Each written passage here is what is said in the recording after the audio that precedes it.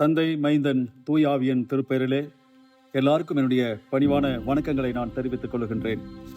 அன்புக்குரியவர்களே, லெண்டு என்பது லத்தீன் மொழியிலே பார்க்கின்ற வேளையிலே போர் வீரர்கள் தங்களை மீண்டும் போருக்கு ஆயத்தப்படுத்துவதற்கான கொடுக்கப்பட்ட காலம் என்று நாம் பார்க்கின்றோம். இந்த ஓய்வு நாட்களிலே படை வீரர்கள் என்ன செய்வார்கள் என்று சொல்லி பார்க்கின்ற வேளையிலே தங்களுடைய பழுதடைந்த ஆயுதங்கள் புதிய ஆயுதங்களாக மாற்றிக்கொள்ளவும், தங்களுடைய காயங்களை ஆற்றி தங்களை புதுப்பித்துக் கொள்ளவும், புதிய ஆற்றல் பெற்று மீண்டுமாக போருக்கு தகுதி வாய்ந்தவர்களாக இருக்கவும், தங்களை மாற்றிக்கொள்ளவும் இந்த காலங்கள் கொடுக்கப்பட்டிருக்கின்ற என்ற பொருளிலே லெண்டு என்கின்ற அந்த வார்த்தை அமைந்திருப்பதை நாம் பார்க்கின்றோம். அன்பானவர்களே, நாமும் இந்த தவ காலங்களிலே நம்மை சீர்படுத்திக் கொள்ளவும், ஆண்டவருக்கு முன்பாக நம்மை தகுதிப்படுத்திக் கொள்ளவும் இந்த லெந்து நாட்களை ஆண்டவர் நமக்கு கிருபையாக தந்திருக்கின்றார். ஆண்டவருக்கு நாம் நன்றி செலுத்துவோம். எனக்கு கொடுக்கப்பட்ட தலைப்பை நாம் பார்க்கின்ற வழியிலே cross a place of exchange, மாற்றத்தின் அடையாளமாகிய சிலுவை என்கின்ற தலைப்பின் கீழாக ஒரு சில நிமிடங்கள் நாம் சிந்திக்க அழைக்கப்படுகின்றோம். அதற்கு ஆதாரமாக 2 கொரிந்தியர் 5ஆம் அதிகாரம் 21வது வசனத்தை நாம் எடுத்துக்கொள்வோம். ஒரு பெரிய ஆற்றின் குறுக்கே ஒரு பாலம் அமைந்திருந்தது. அந்த பாலத்தின் வழியாக ஒரு நபர் அந்த ஆற்றை கடக்க விரும்பினார்.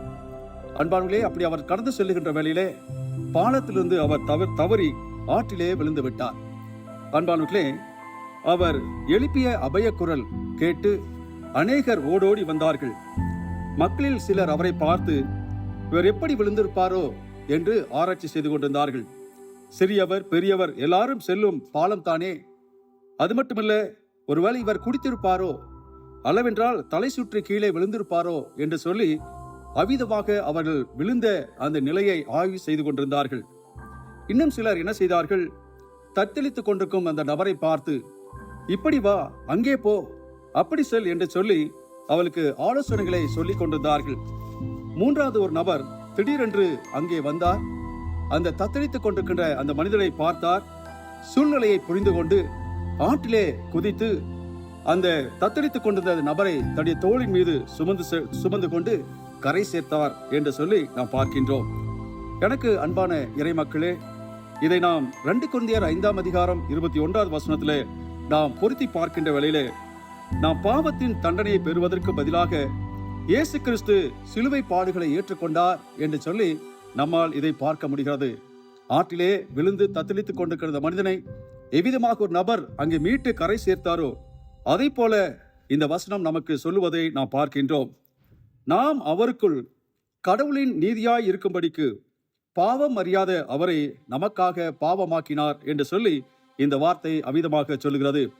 இந்த வார்த்தையை நாம் பார்க்கின்ற போது, நாம் என்று சொல்லுகின்ற போது உலகத்தில் இருக்கின்ற அனைத்து மக்களையும் குறிக்கின்ற ஒன்றாக இருப்பதை நாம் பார்க்கின்றோம். அது மட்டுமல்ல, அவருக்குள் என்கின்ற அந்த வார்த்தையை நாம் சிந்திக்கின்ற வேளையிலே பவுலடிகளார் தன்னுடைய சிந்தனைகளிலே கிறிஸ்துவுக்குள் அவருக்குள் என்கின்ற அந்த உள் என்கின்ற அந்த வார்த்தையை நாம் சற்று கூர்மையாக சிந்திக்க அழைக்கப்படுகிறோம். இயேசு கிறிஸ்துவுக்குள் அல்லது அவருக்குள் வாழ்கின்ற வாழ்க்கைதான் ஆசீர்வாதம் பெறுகிறது என்று சொல்லி நாம் பார்க்க முடிகிறது. அன்பானவர்களே, அப்படி அவருக்குள் என்கின்ற அந்த வார்த்தையை சிந்திக்கின்ற போது அவருக்கு வெளியே என்கின்ற ஒரு பதம் அங்கே மறைந்திருப்பதை நாம் பார்க்கின்றோம். அப்படியானால் கிறிஸ்துவுக்குள் வாழ்கின்ற போது, அவருக்குள் வாழ்கின்ற போது அதுதான் ஆசீர்வாதமான வாழ்க்கை. கிறிஸ்துவுக்கு வெளியே வாழ்கின்ற போது அது ஆசீர்வாதம் பெறாத வாழ்க்கையாக இருக்கிறது என்று நமக்கு தெளிவாக நாம் பார்க்க முடிகிறது. ஆகவே நாம் உலக மக்கள் அனைவரும் ஆண்டவருக்குள் வாழ வேண்டும் என்று சொல்லி ஆண்டவர் விரும்புகின்றார். 3வதாக பார்க்கின்ற வேளையில கடவுளின் நீதியாக இருக்கும்படிக்கு என்று சொல்லி அந்த வார்த்தையை சொல்லுகிறது. அது என்ன கடவுளுடைய நீதி? கடவுளுடைய நீதி என்று சொல்லப்படுகின்ற போது மக்களுக்கென்று தனி நீதி இருப்பதாக இங்கே தெரிவதை நாம் பார்க்கின்றோம். கடவுளுடைய நீதிப்படியாக நாம் வாழ வேண்டும் என்று சொல்லி இந்த வார்த்தை அவிதமாக சொல்கிறது. ஒருவேளை மனித நீதியாக நாம் வாழ்வோம் என்று சொன்னால் அது ஆண்டவருக்கு பிரியமில்லாத வாழ்க்கையாகத்தான் அது முடியும் என்பதிலே எந்த விதமான சந்தேகமில்லை. ஆகவே கடவுளுடைய நீதி எது என்று சொல்லி நாம் பார்க்கின்ற வழியிலே உண்மையாக வாழ்வது, நேர்மையாக வாழ்வது, பரிசுத்தமாக வாழ்வது, இதுதான் கடவுளுக்கு பிரியமான வாழ்க்கை என்பதிலே எந்த விதமான சந்தேகமில்லை. ஆகவே இந்த வார்த்தை சொல்கின்ற போது மக்களாகி நாம் ஆண்டவர் கிறிஸ்துவுக்குள் வாழ்கின்ற போது கடவுளுக்கு பிரியமானபடி வாழ்க்கை நடத்தும்படியாக அவர் என்ன செய்தாராம், பாவம் அறியாத அவரை அங்கே பாவமாக்கினார் என்று சொல்லி அந்த வார்த்தை சொல்கிறது. தந்தையாகிய கடவுள் பாவமறியாத இயேசு கிறிஸ்துவை நமக்காக பாவமாக்கினார் என்று சொல்லி இந்த வார்த்தை அவிதமாக சொல்லுகிறதை நாம் பார்க்கின்றோம். அன்பானவர்களே, இயேசு கிறிஸ்து பாவம் அறியாதவர், பாவத்தை பாராத சுத்தர் கண்ணர் என்று சொல்லி திருமறையை நாம் வாசிக்கின்றோம். இயேசு கிறிஸ்து விண்ணிலே வாழ்ந்தவர். அது மட்டுமல்ல, தந்தையாகிய கடவுள் மனிதர்களாகிய நம்முடைய பாவத்திற்காக அவரை சிலுவிலே அங்கே ஒப்பு கொடுத்ததை நாம் இங்கே பார்க்க முடிகின்றது. ஆகவே ஆண்டவர் நமக்காக பாடுபட்டார், ஆண்டவர் நமக்காக சிலுவிலே அறையப்பட்டார். நம்முடைய பாவங்களுக்காக நாம் அடைய வேண்டிய தண்டனையை அவர் ஏற்றுக்கொள்ளும்படியாக அவர் தம்மை ஒப்பு கொடுத்தார் என்று சொல்லி நாம் பார்க்கின்றோம். இறையில் பார்வையை பார்க்கின்ற போது சப்ஸ்டியூஷன் தியாலஜி என்று சொல்லி இதை அவிதமாக சொல்வார்கள். பதிலாளாக நமக்காக பிறருக்காக சிலுவை மரணத்தை ஏற்றுக்கொண்டார் என்று சொல்லி அருமையான இயேசு கிறிஸ்துவின் சிலுவை மரணம் இங்கே அவிதமாக சித்தரிக்கப்பட்டிருப்பதை நாம் பார்க்கின்றோம். நாம் அடைய வேண்டிய தண்டனையை இயேசு கிறிஸ்து நமக்காக சிலுவிலே ஏற்றுக்கொண்டார் என்று சொல்லி நாம் பார்க்கின்றோம். அன்பானவர்களே, இதை நினைக்கின்ற போது என்னுடைய சிந்தனையில் ஒரு காரியம் வருகிறது. சாது சுந்தர் சிங் என்கின்ற ஒரு அருமையான இந்திய அப்போஸ்தலர் என்று வர்ணிக்கப்படுகின்ற அவர் என்ன செய்தார்? உண்மையான கடவுள் யார் என்று சொல்லி அறிய விரும்பினார். தன்னுடைய அறை கதவை பூட்டிக் கொண்டார். ஒரு நாளில் வீதமாக ஜெபித்தார். உண்மையான கடவுள் யார் என்று எனக்கு கண்டிப்பாக தெரிந்துவிட வேண்டும், இல்லையென்றால் அதிகாலையிலே வருகின்ற அந்த தொடர் வண்டியிலே நான் தலையிட்டு என்னை மாய்த்துக் கொள்வேன் என்று சொல்லி அங்கே வேண்டுதல் செய்கின்றார். அதிகாலை வேளையிலே அந்த அறை முழுவதும் ஒரு ஒளி அங்கே காணப்பட்டது. அதிலே சிலுவிலே அறையப்பட்ட இயேசு கிறிஸ்து அங்கே காணப்படுகிறார்.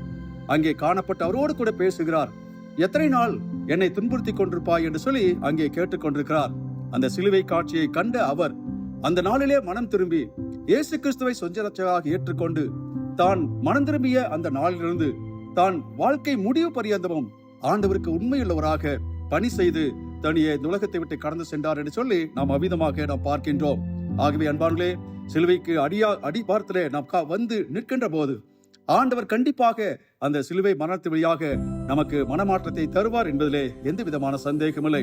இந்த 2 நாட்கள்ல தினந்தோறும் அந்த சிலுவை அன்றைக்கு நாம் கடந்து வருவோம். ஆண்டுடைய வார்த்தைகளை நாம் சிந்திப்போம், அதன்படி நாம் தியானம் செய்வோம், அதன்படி நம்முடைய வாழ்க்கையை நாம் அமைத்துக் கொள்கின்ற போது இந்த 2 நாட்கள் மிக சிறந்த ஆசீர்வாதங்களை நமக்கு தரும் என்பதிலே எந்த விதமான சந்தேகமில்லை. திருச்சபை மக்களாகி நாம் அவிதமாக ஒவ்வொரு நாளும் இந்த 2 நாட்கள்ல ஆண்டோடைய சிலுவை அடியாரத்திற்கு வந்து நம்மை ஒப்பு கொடுத்து ஆண்டுடைய வார்த்தையை தியானித்து பாடல்களை பாடி மகிழ்ச்சியோடு நாம் வாழ்கின்ற போது உண்மையாகவே மனமாற்றத்தின் இடமாக இந்த சிலுவை இருக்கும் என்பதிலே எந்த விதமான சந்தேகமில்லை. அப்படிப்பட்ட ஆசீர்வாதங்களை ஆண்டவர் தாமே நம் அனைவருக்கும் தந்து வழிநடத்துவாராக. ஆமேன். எங்களை அதிகமாய் நேசித்து வழிநடத்துவார் அன்பின் ஆண்டவரே, இந்த 2 நாட்களுக்காக உமக்கு நாங்கள் நன்றி செலுத்துகிறோம் கர்த்தாவே. ஆம் கர்த்தாவே, இந்த 2 நாட்களிலே உம்முடைய பிள்ளைகளாகி நாங்கள் ஒவ்வொரு நாளும் சிலுவை நினைவு கூர்ந்தவர்களாக சிலுவையின் கீழாக நாங்கள் வந்து சுவாமி உம்முடைய வார்த்தைகளை தியானித்து எங்களை பரிசுத்தமாக்கி கொண்டவர்களாய் வாழ கர்த்தர் எங்களுக்கு கிருபை செய்வீராக. எங்களுடைய வாழ்நாள் முழுவதும் இந்த சிலுவை தியானங்கள் எங்களுக்கு கர்த்தாவே போதுமானதாக இருக்கத்தக்கதாக, பயனுள்ளதாக இருக்கத்தக்கதாக, நிறைவான ஆசீர்வாதங்களை பெற்றுக் கொள்ளுகின்ற ஒரு நாட்களாக இருக்கத்தக்கதாக இந்த 2 நாட்களை எங்களுக்கு ஆசீர்வதித்து தர வேண்டும் என்று சொல்லி உம்முடைய கரங்களை ஒப்புக் கொடுக்கிறோம். நீர் எங்களோடு கூட தங்கிறோம், எங்களை ஆசீர்வதியும். இயேசு கிறிஸ்து வழியாக வேண்டுகிறோம் நல்ல பிதாவே. ஆமேன்.